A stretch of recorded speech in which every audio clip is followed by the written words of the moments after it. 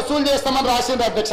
అదేవిధంగా అదేవిధంగా sheep development కార్పొరేషన్లో 95% వసూలు చేస్తామని అడిగింది అధ్యక్ష. మా బీర్ లైలే ఇండియా ఉన్నాడు. మా గొర్రె కాపరులకు ఏదైతే ఈ పథకం ఇచ్చిండ్రో గొర్రెల బర్రెల పథకంలో 100% ఫ్రీగా అని వాళ్ళు చెప్పారు. వాళ్ళు కొంత ఫీజు కట్టుకుంటే మిగతాది వీళ్ళు ఇచ్చేది ఏదైతే ఫండ్ ఉందో ఇక్కడ 95% గొర్రె కాపరుల నుంచి వసూలు చేస్తామని ఇక్కడ రాసిండ్రు అధ్యక్ష. అదేవిధంగా అధ్యక్ష తెలంగాణ అర్బన్ ఫైనాన్స్ ఇన్ఫ్రాస్ట్రక్చర్ అంటే ఇక్కడ చేసే దాంట్లో 5% మాత్రమే వసూలు చేస్తాం, 5% మాత్రమే స్టేట్ గవర్నమెంట్ కడతాం, మిగతా మొత్తం మేము వాళ్ళు ఎవరైతే ఉపయోగించుకుంటారో వాళ్ళ దగ్గర.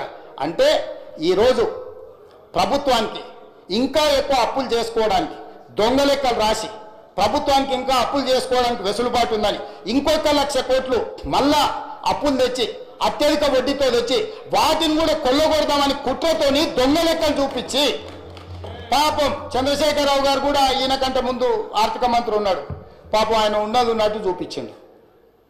ఆయన దొంగ లెక్కలు చూపించాలి. యువతలు ఏం లెక్క ఉందో ఈ పట్టికలు ఉన్నదే చూపించండి. ఆయన అంతకంటే ముందు పోయిన ఆ వెనకాల ఉన్న ఆయనకు చాలా మంచి మిత్రుడు కేసులు ఇరికించి బయటికి తోలింది కదా, ఆయన పేరు ఈటెల రాజేందర్ కూడా ఈ దొంగ లెక్కలు చూపించలేదు అధ్యక్ష. పాపం ఆయన కూడా ప్లెయిన్గా ఉన్నట్టు చూపించండు.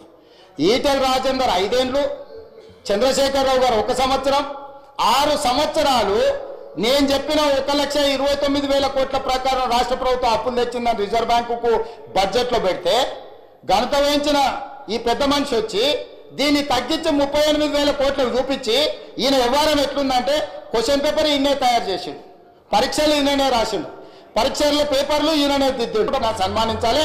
100కి 110 మార్కులు వచ్చినాయి నాకు అని.